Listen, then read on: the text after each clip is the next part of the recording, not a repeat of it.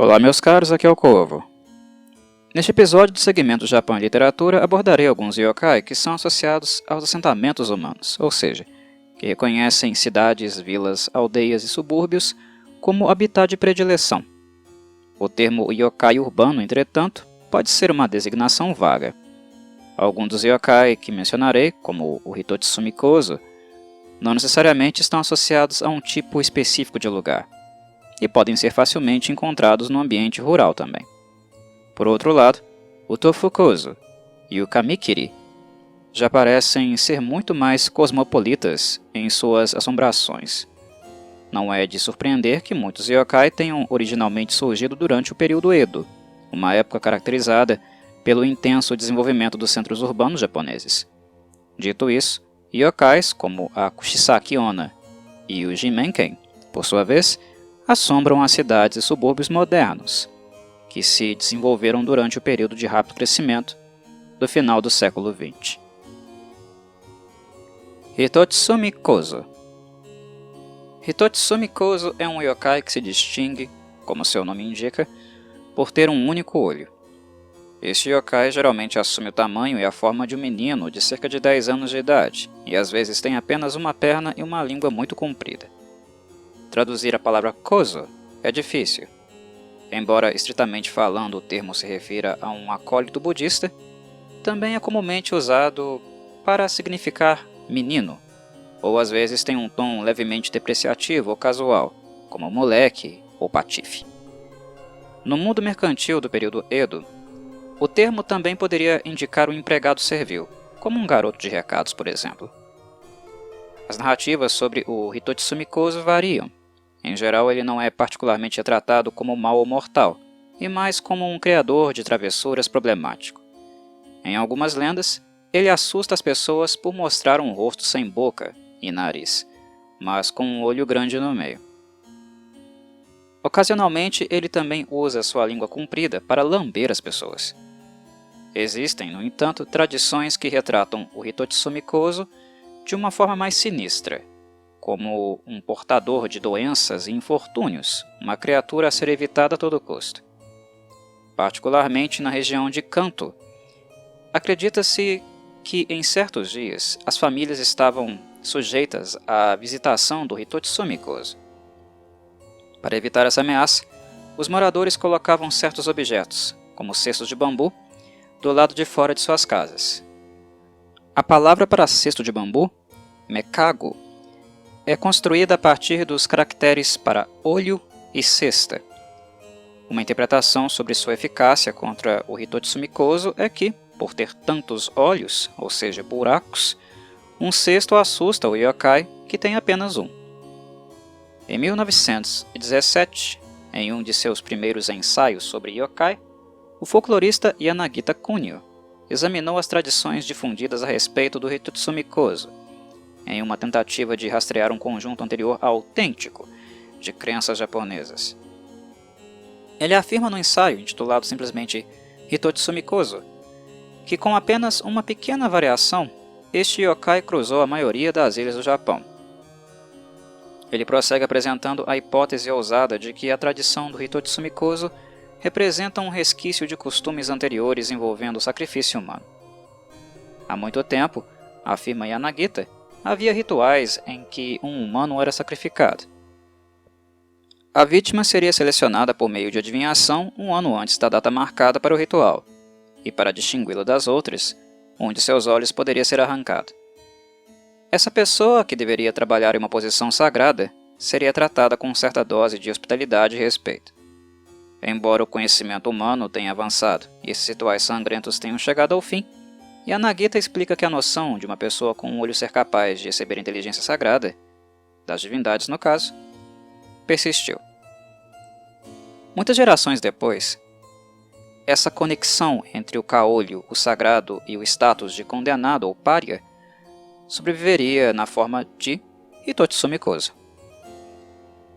Embora não haja nenhuma evidência real para a afirmação de Yanagita sobre a conexão entre o sacrifício humano e o Hitotsumi Kozo, seus comentários são significativos porque associam o sagrado divino ao rejeitado, condenado ou deformado.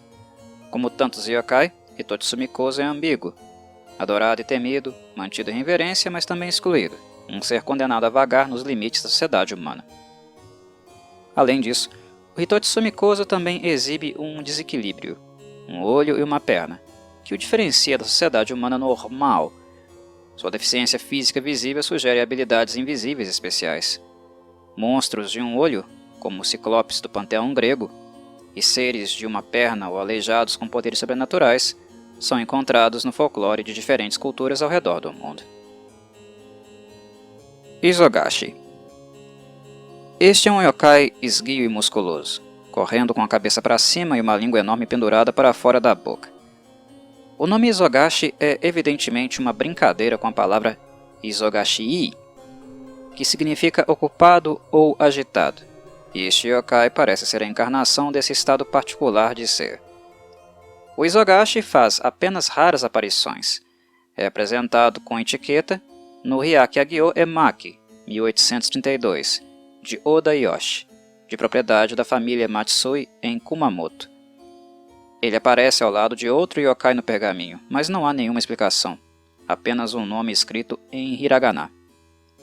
Uma criatura muito semelhante, mas sem nome associado, pode ser encontrada em outro Hyakyagyo, Emaki, que provavelmente também é do final do período Edo. Mas novamente não há nenhuma explicação e talvez no caso do Izogashi nenhuma legenda seja realmente necessária. Com seus braços agitados e língua pendurada, esta criatura está claramente muito ocupada para qualquer outra coisa. Ubumi. A Ubumi é encontrada em várias formas em todo o país e em coleções de histórias de fantasmas, textos religiosos e outros documentos. Embora os detalhes variem, ela é mais comumente considerada a encarnação de uma mulher que morreu durante o parto. Ela aparece em uma encruzilhada ou em uma ponte ao anoitecer, com a parte inferior do corpo coberta de sangue, chorando e embalando seu filho nos braços. Ela pede a um transeunte que segure o bebê e depois desaparece. Em seus braços o bebê vai ficando cada vez mais pesado, até que o homem não consegue mais se mover, com medo de deixá-lo cair. Em algumas versões, o bebê se transforma em pedra. As narrativas de Ubumi têm muitos finais diferentes, e nem sempre está claro o que acontece com o bebê ou com a mulher. Mas, pelo menos em várias lendas, o homem é recompensado por seus esforços com grande força física, uma característica que ele passa para seus descendentes. Narrativas e crenças relacionadas ao Ubumi variam de maneira significativa de região para região, assim como o nome específico associado a ela. Na província de Shiga, por exemplo, ela é chamada de Ubumitori, e na ilha de Sado, na província de Niigata, Ubu. Retratos textuais da Ubumi podem ser encontrados desde o período Heian, nos contos de tempos passados. Durante o período Edo, ela é descrita no Kogon Hyaku Monogatari Ryoban, de 1637, e sua imagem como uma yokai se solidificou por meio de ilustrações em pergaminhos como o Hyakai Sukan, o Bakemono Tsukushi e no catálogo de Toriyama Sekien. Ela também se tornou um personagem padrão na ficção e um tropo popular no drama Kabuki, onde foi o modelo para o fantasma de Oiwa-san, o espírito vingativo que retorna dos mortos para perseguir seu marido cruel e traidor, em uma famosa peça de Tsuruya Namboku IV, chamada Tokaido Yotsuya Kaidan, de 1825. Hoje, os kanji associados ao Ubumi definem a situação em que ela morreu. Literalmente indicam que ela foi uma mulher que deu à luz. Mas Sekien, no entanto, escolheu caracteres não prontamente associados com a pronúncia Ubumi, ou com a imagem de uma mulher fantasmagórica segurando um bebê, mas sim com um lendário pássaro chinês chamado Kokakucho. A combinação de kanji aqui é um tanto confusa, mas o nome parece sugerir, muito vagamente, algo que significa pássaro em caça para se tornar uma mãe de aluguel. Esses mesmos caracteres são encontrados nos contos de tempos passados, e também são usados em uma passagem nos Três Reinos, que retrata um pequeno pássaro, chamado Taofuniao, ou, coloquialmente, Ubumidori, pássaro Ubumi, empoleirado em uma árvore. Com referência a textos chineses anteriores, Os Três Reinos explica que este pássaro se torna uma mulher quando suas penas são removidas. Por ser a encarnação de uma mulher que morreu no parto, a ave tem seios e gosta de roubar os filhos dos outros, criando-os como se fossem seus. Quando Sekien desenha o Bumi, ele mostra a mulher da lenda, de pé em um rio e segurando um bebê contra o peito, mas ele rotula sua imagem com os caracteres para pássaros, simultaneamente referindo-se a precedentes chineses e lendas japonesas.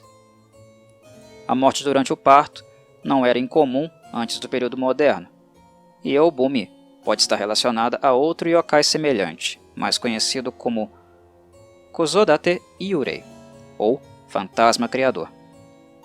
Encontrado em muitas partes do Japão, as lendas contam sobre uma mulher misteriosa que vem noite após noite para comprar doces em uma determinada loja.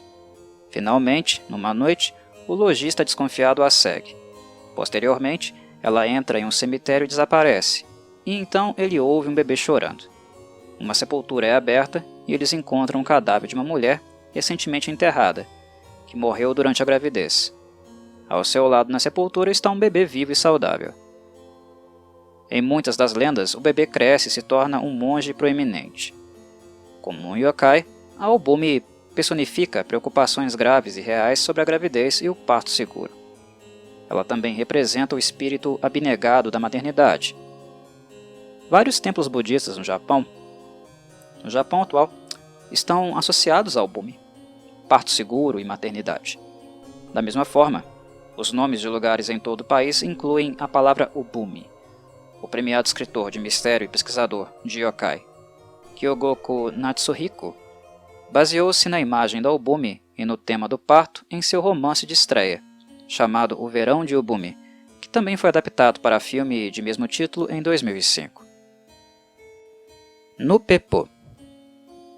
Este yokai se parece com uma bolha carnuda um tanto amorfa, com dobras gordurosas assumindo vagamente o formato de olhos, nariz e boca.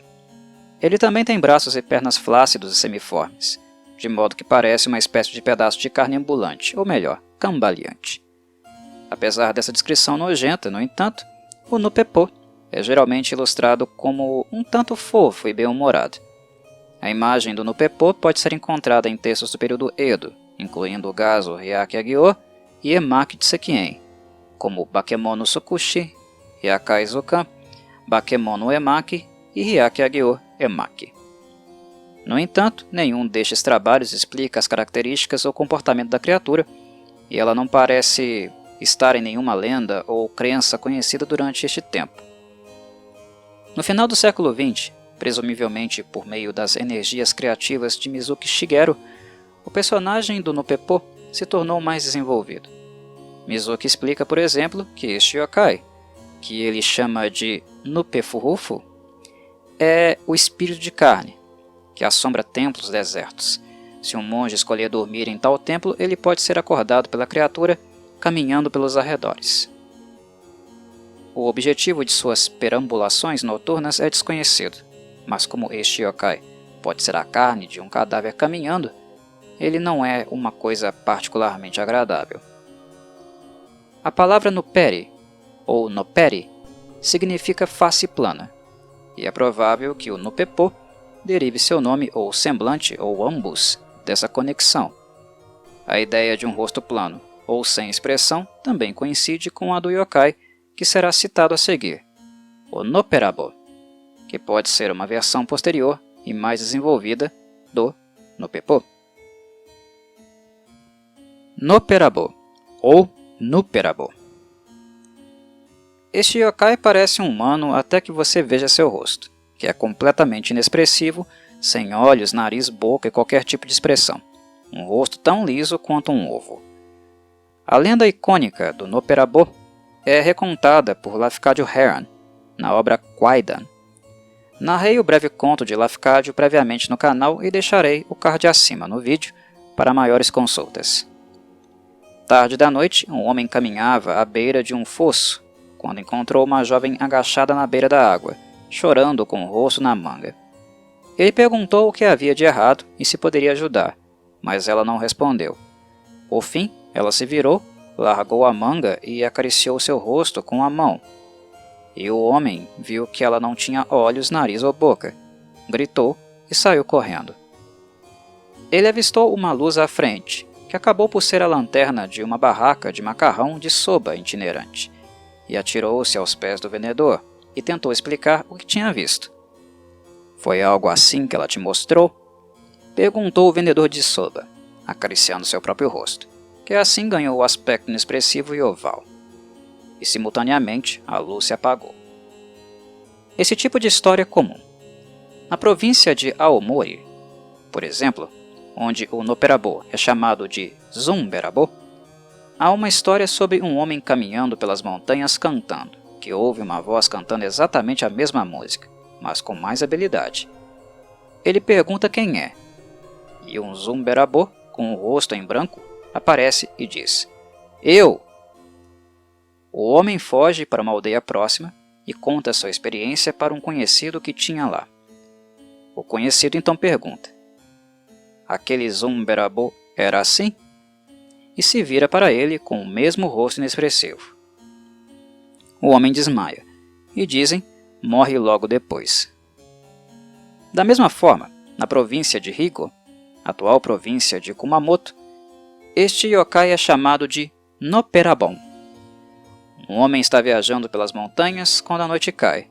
Ele fica aliviado ao ver uma lanterna à frente e se dirige para a casa em questão para ver se poderia passar a noite. Uma velha atende à porta, sem nariz, olhos ou boca, e o viajante corre assustado, chegando por fim a uma aldeia. Quando ele descreve seu encontro para uma jovem ali, ela pergunta se aquele bakemono era assim, e mostra a ele seu rosto inexpressivo. Na história de Hearn, citada anteriormente, o autor nunca menciona o nome Noperabo. Na verdade, ele chama a curta narrativa de Mujina, uma referência a uma criatura parecida com Tanuki, com reputação travessa e que muda de forma. Embora o uso de Mujina por Hearn aqui possa ser enganoso, em muitas regiões o Noperabo é de fato atribuído às maquinações de animais que mudam de forma, como Mujina, Kitsune e Tanuki. No anime Ponpoko, de 1994, o Tanuki representa uma cena que lembra aquela retratada por Hearn. A vítima, neste caso, é um policial, que corre para pedir ajuda a uma loja de conveniência, uma versão atualizada talvez da barraca de soba de Hearn.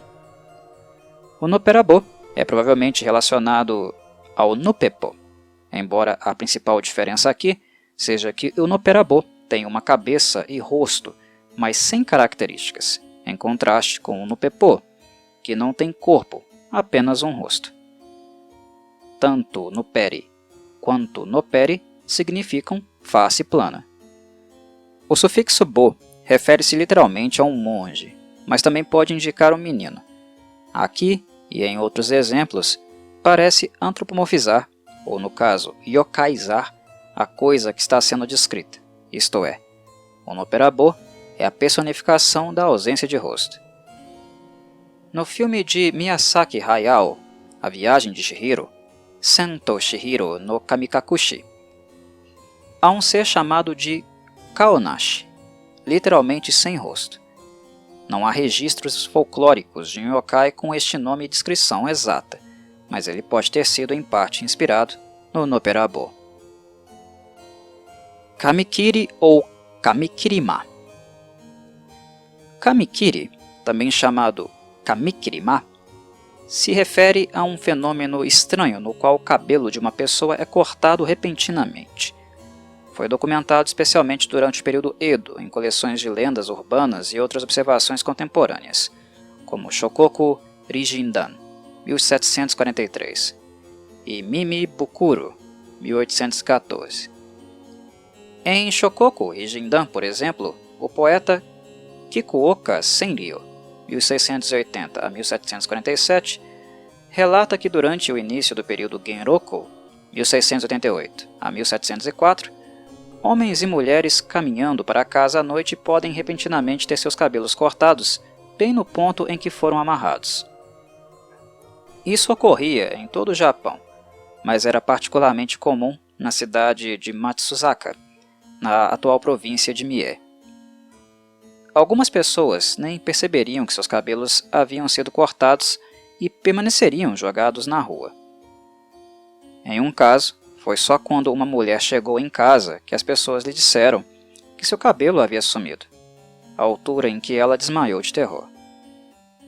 O fenômeno também foi relatado em vários locais da cidade de Edo, onde as vítimas eram funcionários de uma loja. Miyata Noboru observa outros casos de ataques kamikiri durante o período Edo, rotulando-o de crime em série e apontando que a maioria das vítimas de kamikiri eram mulheres jovens e que o incidente geralmente ocorria no crepúsculo. Uma explicação na época foi que este fenômeno era causado por um vento demoníaco soprando de um lugar do além, Ikoku, e que, para contra-atacar, você tinha que invocar os ventos da divindade de Ise para protegê-lo. Aparentemente, os feitiços foram entoados para este efeito, e algumas mulheres escreviam as palavras da oração em um pedaço de papel que colocavam em seus grampos de cabelo. Várias outras explicações foram oferecidas e, em uma delas, as pessoas sugeriram, por exemplo, que isso poderia ter sido causado por kitsune. Em Mimibukuro, Negishi Yasumori, 1737 a 1815, explica que, em um bairro específico, 3 mulheres tiveram seus cabelos cortados. Finalmente, uma raposa selvagem foi capturada, sua barriga aberta, e eles encontraram um cabelo feminino dentro.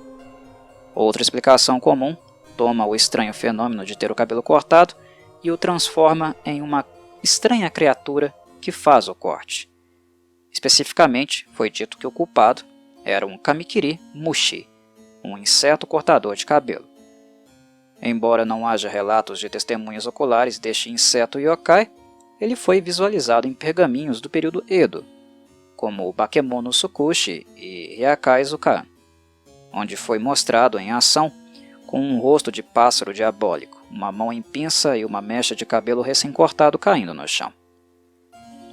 Toriyama Sekien não inclui um kamikiri em seus catálogos, mas desenha um yokai semelhante a um escorpião rotulado como Amikiri, ou cortador de rede.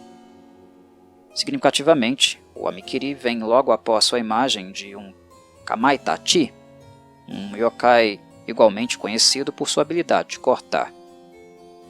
Uma possível razão para a associação de kamikiri com o mundo dos insetos deriva de sua semelhança sonora com kamakiri, a palavra japonesa para louva a Deus, um grande inseto que parece pronto para atacar com membros frontais semelhantes a foices, kama, e que é de fato carnívoro. É importante notar também que o cabelo sempre foi simbolicamente significativo na cultura japonesa. Em textos do período Heian, como o conto de Genji, longos e luxuosos cabelos femininos projetavam beleza, sexualidade e riqueza. Em Genji, bem como em contos militares posteriores, como o conto de Haiki, tanto mulheres quanto homens cortaram seus cabelos ao se tornarem monjas ou monges budistas. A frase cortar o cabelo tornou-se uma espécie de abreviatura para fazer votos religiosos e renunciar ao mundo material. Em outras ocasiões também, como a cerimônia de maioridade Genpuku, realizada para celebrar a iniciação de um menino na idade adulta, cortar o cabelo representava uma mudança simbólica de status. Durante o período Edo, o cabelo também revelou muito sobre as pessoas. Os estilos de cabelo das mulheres podem variar com a idade, estado civil, posição social e emprego. Para os homens, o topete, shomaji, transmitia informações sobre status, profissão e linhagem. Tudo isso para dizer que o kamikiri ressoou de maneira significativa na sociedade Edo. Cortar o cabelo repentinamente e sem o seu conhecimento teria sido uma experiência física e simbólica violenta. Tofu Kozo. Este yokai parece ter aparecido repentinamente durante o período Annei, 1772 a 1771, particularmente na forma literária popular de kusazoshi, especialmente os livros ilustrados conhecidos como kibyōshi, ou capas amarelas. O tofu kozo floresceu durante essa época, permaneceu no período Meiji e depois foi esquecido, ressurgindo apenas recentemente quando os estudiosos começaram a explorar o kibyōshi e textos semelhantes. Não há nenhuma evidência folclórica conhecida do tofu kozo. Ele parece ser um personagem nascido na literatura popular e na mídia de massa do período Edo. Mesmo dentro desse contexto, no entanto, o tofu kozo assumiu uma variedade de aparências e normalmente era retratado como um garotinho, geralmente com uma cabeça enorme, usando um chapéu de chuva feito de bambu e segurando um bloco de tofu, como se o entregasse ou oferecesse a alguém. Existem variações. Em alguns casos ele tem um único olho, como o Hitotsumi kozo, ou está mostrando a língua, e às vezes ele tem garras em vez de pés. Uma das características mais comuns, se não definidoras, é uma forma de folha de borda japonesa, chamada momiji, impressa na lateral do tofu, que ele está oferecendo. Em geral, ele é cômico e fofo, e como o estudioso de literatura Adam Kabat aponta, não importa a história que você leia, tofu kozo nunca é retratado como sendo explicitamente mau.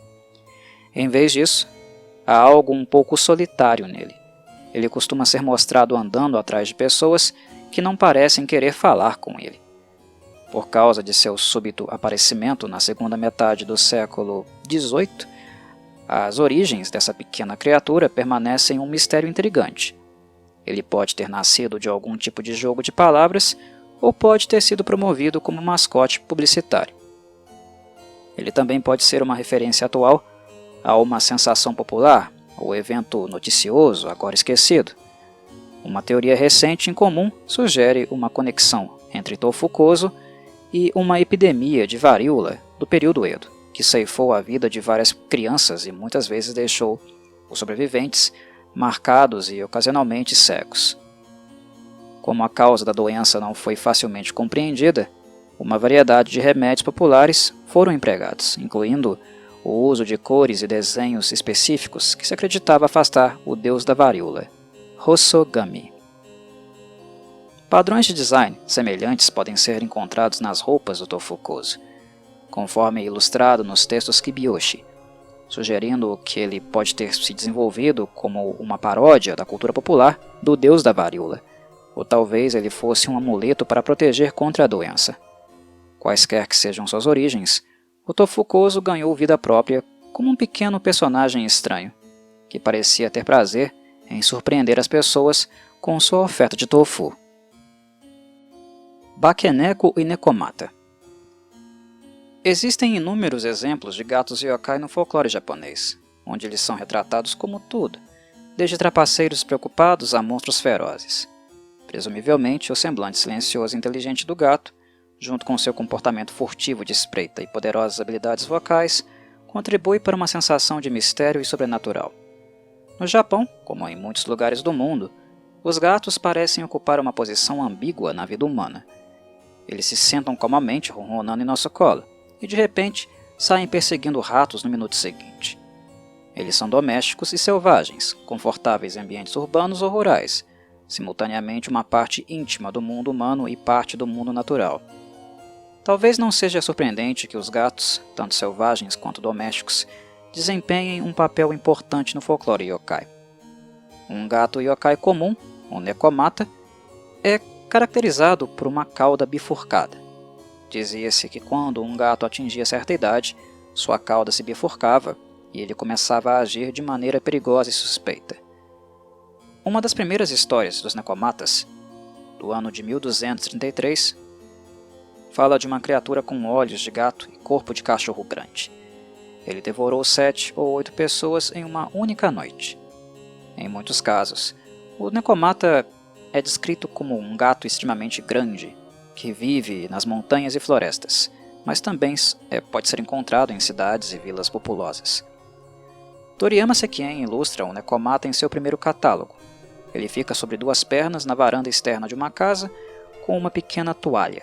chamada Tenugui, em sua cabeça. Outro gato, provavelmente não um yokai, está sentado no chão abaixo dele, enquanto um terceiro parece estar olhando de dentro da casa. Embora Sekien não explique nada aqui, o Nekomata é retratado como aquele que está entre o mundo humano e o natural. É selvagem, mas usa uma toalha na cabeça, fica sobre duas pernas como uma pessoa, e está literalmente empoleirado na borda externa de uma habitação. O fato de não haver nenhum comentário sugere que o Nekomata era um yokai tão comumente reconhecido que a explicação não era necessária. Outro gato yokai é chamado de Bakeneko, que pode ser traduzido vagamente como gato-monstro. Embora o Bakeneko geralmente não seja diferente dos gatos normais, sem cauda dividida, como o Nekomata, sua monstruosidade é atribuída de forma semelhante à idade. Em algumas partes do Japão, dizia-se que um gato de estimação mantido por mais de certo número de anos, o número exato pode variar conforme a localização, este gato matava seu dono, ou mais comumente, se transformava em um bakeneko e realizava todos os tipos de atos travessos. Esse mau comportamento pode ser cômico. Pode ser algo do tipo falar com uma voz humana, por exemplo, ou dançar com uma toalha na cabeça. Ou pode ser aterrorizante, como se tornar um humano, molestar viajantes, possuir pessoas ou manipular os corpos dos mortos, como um necromante. A narrativa Bakeneko mais famosa é, sem sombra de dúvida, Nabeshima no Bakeneko Sodo, a perturbação do Bakeneko de Nabeshima, uma lenda que se desenvolveu a partir de uma disputa de sucessão, conhecida como Perturbação de Nabeshima, que ocorreu em Hizen, atual prefeitura de Saga, no final dos anos 1500. Algumas versões da lenda Nabeshima são simples contos de vingança, enquanto outras contam uma trama complexa com um gato demoníaco disfarçado de mulher que é frustrada apenas pela intensa lealdade de um dos lacaios do clã Nabeshima. As próprias narrativas provavelmente não se originaram até o final do período Edo, muito depois da perturbação original, mas se tornaram populares por meio de peças sensacionalistas de kabuki e kyogen, bem como por meio de ilustrações em xilogravura. No século XX, versões do conto foram transformadas em filmes, como Hiroku Kabyoden, O Castelo Assombrado, de 1969. Kudan. O Kudan é uma vaca ou touro com rosto humano. Ao nascer, ele fará uma profecia e depois morrerá. Disse que aparece em tempos de turbulência social ou mudança rápida, e sua profecia frequentemente se refere a um desastre natural ou uma epidemia de algum tipo. Kudan são exemplos quintessenciais do que Yumoto Koichi chama de bestas proféticas, Yogenjo. Menções do Kudan foram encontradas pela primeira vez durante o período Edo, principalmente nos jornais Guaraba. A referência mais antiga conhecida é uma versão feita de 1705, sobre a colheita do ano seguinte. Um famoso Guaraba, de 1836, completo com um desenho de um touro com rosto humano, explica que o próprio boletim poderia ser colocado na casa, onde afastaria o mal e traria boa sorte. Em outras palavras, o próprio Kudan pode ser um presságio de coisas ruins que estão por vir, mas a representação do Kudan no papel é, na linguagem dos estudos religiosos, apotropaica, ou seja, pode proteger contra essas mesmas coisas. Junto com imagens de Kudan, representações físicas, feitas por meio da manipulação habilidosa de carcaças e peles de vacas ou porcos, e corpos mumificados, eram exibidos em espetáculos de misemono. Kudan apareceu durante o período Meiji, em tempos de epidemia e adversidades, e até mesmo durante a Segunda Guerra Mundial, quando circulou o boato de que se previa que o Japão perderia a guerra. O kanji, que significa Kudan, é construído em duas partes, indicando perfeitamente sua natureza híbrida, significando pessoa e significando vaca ou touro. Este yokai é comumente encontrado em atos e acordos legais do período Edo, onde a frase Kudan no Gotoshi foi usada como uma promessa que significava algo próximo de É garantido que seja conforme declarado aqui. Traduzida literalmente, no entanto, a frase diz, como o Kudan. Presumivelmente uma referência ao fato de que o Kudan tem garantia de se tornar realidade. Os estudiosos suspeitam que a frase e o próprio kanji podem ter precedido o yokai, ou seja, o personagem, feito a partir de elementos humanos e bovinos, inspirou um jogo de palavras em que o yokai, construído a partir de elementos humanos e bovinos, foi imaginado. Dado o uso da frase em contratos legais, as profecias do Kudan seriam, por assim dizer, juridicamente vinculativas. Nurari Hyon, ou Nuri Hyon. Existe uma confusão sobre a identidade exata do Nurari Hyon. Uma imagem de uma figura de cabeça grande, careca e semelhante a um monge, aparece sob este nome no Hyakai Zukan, de Sawaki Sushi, em 1737. Sekien também desenhou uma imagem semelhante em seu primeiro catálogo, quase 40 anos depois. É possível que o nome original de Sekien para este yokai fosse Nuri Hyon, com Nurari Hyon sendo uma leitura incorreta posterior. Mais recentemente, entretanto, o Nurari Hyon parece ter adquirido várias características, particularmente seu papel como líder yokai e sua tendência de entrar sorrateiramente na casa das pessoas e beber seu chá. É dessa maneira, por exemplo, que Mizuki Shigeru descreve o Nurari Hyon em um de seus muitos compêndios. Essas características, no entanto, não são encontradas no folclore conhecido ou em materiais documentais, e suas origens são difíceis de rastrear. Tada Katsumi aponta que, em 1929, o folclorista Fujisawa Morihiko, 1885 a 1967, rotulou uma imagem de Nurari Hyon com a legenda Líder Yokai, Yokai no Oyadama. Fujisawa não fornece nenhuma explicação ou justificativa para essa designação, mas desde então, Nurari Hyon ocupou esse papel de liderança. Um yokai um pouco diferente também atende pelo nome de Nurari Hyon. Este é um yokai oceânico relatado na área de Okayama. O nome provavelmente vem de interpretações onomatopoéticas de suas ações. Um objeto esférico com uma cabeça humana é visto flutuando na água. Quando os marinheiros estendem a mão para agarrá-lo, o objeto escapa, Nurarito, e desaparece sob as ondas, apenas para subir, Hyon, alguns segundos depois.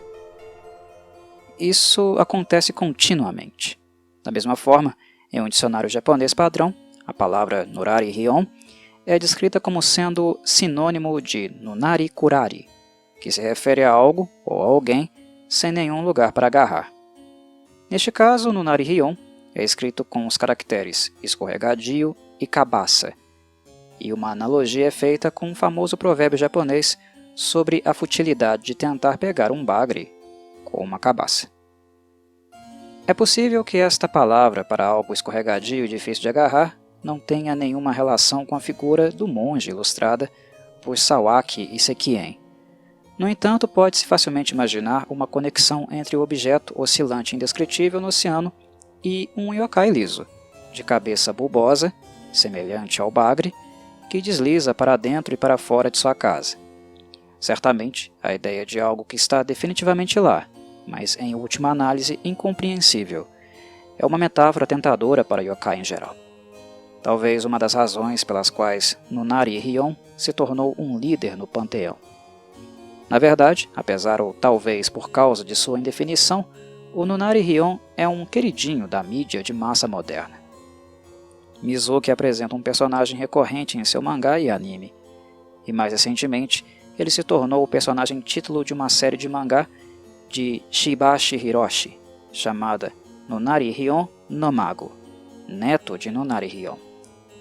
A série começou a ser publicada em 2008 na revista de mangá Shukan Shonen Jump, a Shonen Jump semanal, e desde então foi transformada em uma série de anime para a televisão. Também é popular em sua tradução para o inglês, como Nura, Rise of the Yokai Clan. Toire no Hanako-san, Toire no Hanako-san é uma garota fantasmagórica que assombra os banheiros das escolas. Ela é a protagonista de uma lenda contemporânea popular que circulou amplamente por todo o Japão desde pelo menos os anos 1980, embora também existam variantes mais antigas. Os detalhes variam de escola para escola, mas normalmente é dito que se você for ao banheiro feminino no terceiro andar e bater 3 vezes na porta do terceiro banheiro, a voz de uma garota responderá. Em algumas versões, a porta se abre, mas não há ninguém. Às vezes é explicado que Hanako responderá se você chamar o nome dela ou disser Hanako-san, vamos brincar. E em algumas versões, Hanako aparece. Uma menina com um corte de cabelo curto, vestida com uma blusa branca e saia vermelha. Comum a muitas versões da lenda é a ênfase no número 3, e um nome alternativo para a garota yokai é Hanako-san do terceiro banheiro. Sambame no Hanako-san. Uma antiga variante da lenda, de 1948, coletada na prefeitura de Iwate, por exemplo, explica que entre os alunos de uma determinada escola primária havia um tabu sobre o uso do terceiro banheiro que ficava atrás do ginásio.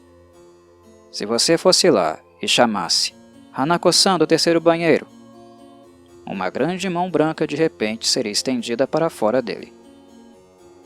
O outro elemento crítico da lenda, é claro, é o banheiro. Na verdade, banheiros são locais surpreendentemente comuns para encontrar yokai. Lendas de capa, lançando suas mãos de dentro da privada, por exemplo, são encontradas em todo o Japão. Em muitos aspectos, o banheiro é um espaço liminar perigoso, exatamente o tipo de terra de ninguém que os yokai gostam de frequentar. Em particular, o banheiro da escola é compartilhado, e nesse sentido é muito público. Ao mesmo tempo, porém, é também o mais privado dos espaços, no qual uma pessoa se expõe literalmente. Além disso, um banheiro, com seu buraco levando a outro lugar, pode ser considerado uma espécie de portal para o outro mundo. O banheiro, então, é um espaço distinto na escola, com sua função especial e seus próprios odores especiais. É um espaço de vulnerabilidade, transição e perigo potencial. As escolas também são um terreno de desova, particularmente vital para a tradição assustadora e as lendas yokai, tanto que nos últimos 30 anos um gênero inteiro de histórias misteriosas cresceu ao redor delas. Nas décadas de 1980 e 1990, o folclorista Tsunemitsu Toru coletou e analisou muitos desses chamados Gakko no Kaidan, ou contos misteriosos da escola, levando eventualmente a uma série de livros, séries de televisão e vários filmes. A lenda de Toire no Hanako-san também se tornou um mangá e 2 filmes de sucesso na década de 1990. O novo filme foi lançado em junho de 2013. Como acontece com a maioria das lendas contemporâneas, há um ciclo de feedback entre as representações da cultura popular da lenda e do personagem e as narrativas orais relacionadas nas escolas locais, com os alunos incorporando detalhes de mangás e filmes nas versões boca a boca e vice-versa. O ambiente escolar funciona como uma pequena comunidade, com cada conjunto de alunos representando uma geração diferente. Lendas são passadas de geração em geração, reinterpretadas e recriadas de acordo com as necessidades e anseios do atual grupo de alunos que ocupam a escola. Em algumas variantes da lenda, Hanako é descrita como o fantasma de uma estudante que morreu. Nesse contexto, ela se torna uma espécie de espírito ancestral, a crença em sua existência transmitida ao longo do tempo e através das gerações. A lenda também pode ser analisada em termos das ansiedades das jovens que comumente a contam. No ensino médio e nas séries iniciais do ensino fundamental, provavelmente muitas meninas estão preocupadas com a puberdade e a menstruação, experiências físicas que podem ser assustadoras e misteriosas e que podem enfrentar no banheiro da escola. Talvez não seja coincidência que, quando Hanako-san realmente aparece, sua saia é vermelha e brilhante, a cor do sangue. Rokurokubi e Nukekubi. A Rokurokubi aparece como uma mulher normal cuja cabeça pode se desprender completamente de seu corpo ou alternativamente permanecer presa por um longo pescoço semelhante a um fio. Em ambos os casos, a cabeça tem a capacidade de voar e agir por conta própria. Durante o período Edo, narrativas sobre Hokurokubi apareceram em várias coleções de Hyaku Monogatari e outros textos, e Toriyama Sekien incluiu uma imagem em seu Gazo Hyakagyo. Embora os Hokurokubi sejam geralmente retratados como fêmeas, também existem Hokurokubi machos, e ocasionalmente até mesmo uma família inteira deles. A ideia de um Hokurokubi com uma cabeça totalmente móvel provavelmente veio do folclore chinês e de fontes literárias. Os Três Reinos, por exemplo, faz referência a vários textos chineses que descrevem uma tribo da cabeça voadora, listada como Hokurokubi, vivendo em partes da China e no sudeste da Ásia. À noite, suas cabeças se separam de seus corpos e, com orelhas batendo como asas, voam nos arredores, mastigando insetos. De manhã, as cabeças se recolocam. A palavra Hokuro se refere a uma polia, um dispositivo que facilita a extensão ou retração de uma corda ou cabo. No Japão, as imagens visuais da Hokurokubi geralmente mostram o pescoço se esticando e girando como uma cobra, enquanto a cabeça nunca está completamente separada. Durante o período Edo, narrativas de Hokurokubi apareceram em vários textos kusazushi ilustrados. Em algumas ocasiões, ela era emparelhada com Mikoshi Niudo, um yokai masculino dotado de um pescoço alongado e elástico. A Hokurokubi há muito fornece um assunto fascinante para artistas visuais, incluindo Kawanabe Kiyosai e Mizuki Shigeru. Mais recentemente, ela apareceu em filmes, onde a computação gráfica amplia as possibilidades imagéticas de seu pescoço extensível. No Kwaidan, Lafcadio Hearn registra uma história convincente de um encontro Hokurokubi ou Nukekubi. A primeira discussão extensa sobre este yokai é em inglês. Recentemente, abordei o conto no canal e deixarei mais uma vez um card anexado ao vídeo para consulta. Um samurai que se tornou um padre errante passa a noite com um lenhador e sua família. Depois de recitar orações até tarde da noite, o padre se levanta para pegar um pouco de água e descobre o lenhador e sua família deitados em seu quarto de dormir, sem as suas cabeças. Ele percebe que foi atraído para a morada de um Hokurokubi. Esgueirando-se para fora, ele vê as cabeças voando e comendo vermes e insetos. Ele também os ouve discutindo como será delicioso devorá-lo. Felizmente, porém, ele se lembra de um texto antigo, em que está escrito que se você levar o corpo para outro lugar, a cabeça nunca mais poderá se unir a ele. Quando a cabeça volta e descobre que seu corpo foi movido, ela vai bater no chão 3 vezes, caindo como uma bola, e vai ofegar como se estivesse com muito medo, e logo morrerá. Usando sua astúcia, assim como sua grande força, o sacerdote foge com vida e uma cabeça de lembrança. A noção de uma cabeça destacável, que voa à noite enquanto o corpo dorme ou não tem consciência do que está acontecendo, pode estar relacionada a uma crença de que o espírito pode se separar do corpo. Já no período Heian, as narrativas falam de Ikiryo, espíritos de pessoas vivas que se desprendem de seus corpos para possuir outros ou causar estragos, tudo sem o conhecimento de seus donos. Isso é retratado de maneira mais famosa no conto de Genji, de Murasaki Shikibu. Em uma série de episódios inquietantes, o espírito da ciumenta, mas ainda muito viva, Lady Rokujo, desliza de seu corpo para perseguir e atormentar seus rivais, tudo sem seu próprio conhecimento. O caso da Hokurokubi também levanta questões filosóficas profundas sobre a sede do espírito e do intelecto. Se uma pessoa é definida como cabeça, corpo ou como uma ligação perfeita de ambos. Kuchisaki Onna. A Kuchisaki Onna é um yokai feminino contemporâneo muito popular e previamente eu o abordei em específico no canal. Mais uma vez, deixo o card anexado ao vídeo para consulta e aprofundamento. De maneira resumida, lembro que a Kuchisaki Onna é o fantasma de uma mulher que foi mutilada e voltou para se vingar do mundo. Seu nome vem de um corte profundo e sangrento que corre em seu rosto, de orelha a orelha. Ela aparece à noite para viajantes solitários na estrada, cobrindo a boca com uma máscara de pano, um leque ou um lenço. A Kuchisaki-onna se aproxima furtivamente de suas vítimas no escuro e pergunta a elas: Watashi, kirei? Eu sou bonita? Se a vítima responder que sim, ela tira a máscara e revela uma boca grotesca, vermelha e gotejando sangue. Em seguida, ela pergunta com uma voz horrível se eles ainda a acham bonita. Koredemo?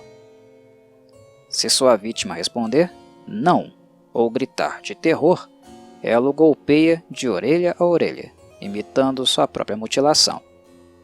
Se ele mentir e responder sim pela segunda vez, ela vai embora, apenas para seguir seu alvo até em casa e massacrá-lo brutalmente naquela mesma noite.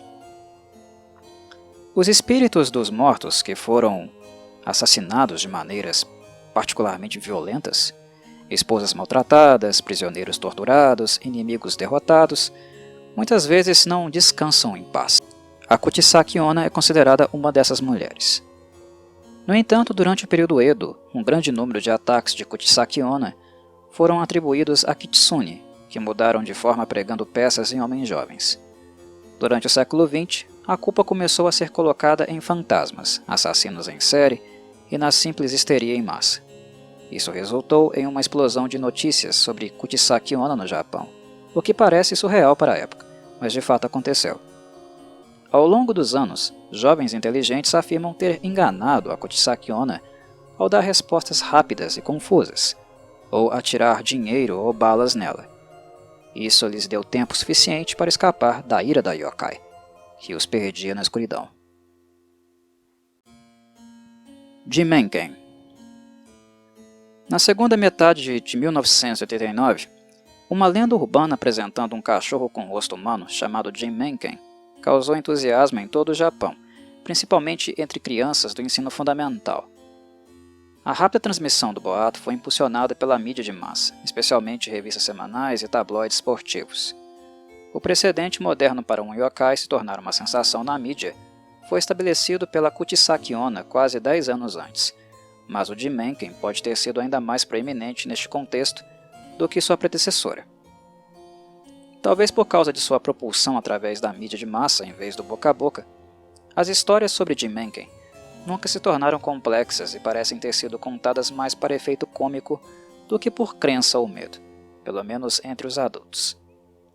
Na maioria dos casos, o encontro com um Jimenken foi breve, surpreendente e cômico. Você vê um cachorro remexendo no lixo, ele olha para você com um rosto humano e diz: "Me deixa em paz. Hotoite kure." Uma variedade de declarações semelhantes foram atribuídas ao cão, mas na maioria dos casos a implicação era algo semelhante a: "O que você está olhando?" Às vezes, o encontro acontecia enquanto as pessoas estavam dirigindo. Correndo a uma velocidade tremenda, um cachorro ultrapassava o carro e então olhava para trás com seu rosto humano. O Jimenken foi explicado de várias maneiras como o resultado de um experimento de DNA, ou como o fantasma de uma pessoa atropelada por um carro enquanto passeava com um cachorro. Houve relatos ocasionais de cães com rostos humanos no Japão desde pelo menos 1810, quando foi relatado que um filhote de cachorro com rosto humano foi exibido em um tipo de show chamado Misemono, onde se mostrou extremamente popular. Um boato de Jimenken também circulou entre os surfistas na década de 1950. Notoriamente, um cachorro com um rosto de homem aparece no filme americano de 1978, Invasion of the Body Snatchers. Não está claro se o aparecimento do yokai no Japão do final dos anos 1980 e no início dos anos 1990 estava relacionado a qualquer uma dessas versões anteriores. Mais especificamente, o Jimenken se encaixa em um padrão yokai bastante comum de não-humanos com rostos humanos. Estes incluem o Jimenju, árvore com rosto humano, Ningyo, sereia, Jimengyo, peixe com rosto humano, e Kudan, bovino com rosto humano. Essas criaturas literalmente personificam o ponto intermediário do yokai. Eles não são humanos nem animais, mas um híbrido de ambos. Como tal, eles são o local de contato entre diferentes mundos e podem possuir distintos poderes de comunicação. Na verdade, as declarações de tais criaturas são frequentemente vistas como especialmente significativas, e algumas, como o Kudan, são famosas como bestas profetizadoras, por sua habilidade de prever o futuro.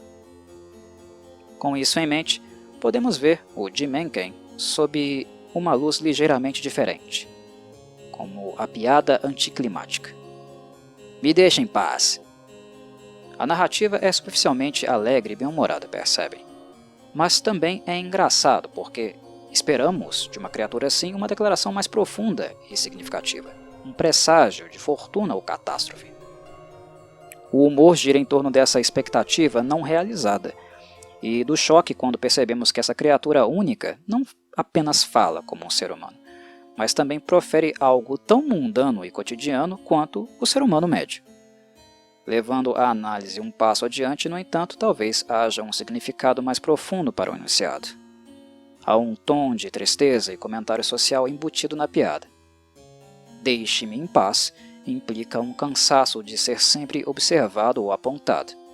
Em uma época em que o Japão estava lutando com questões de alteridade e mudando atitudes em relação ao estrangeiro, o Jimenken, como um ser incomum e anômalo, monstruoso, pode ter oferecido uma crítica sutil da conformidade social e atitudes convencionais em relação à deficiência, hibridez e diferença.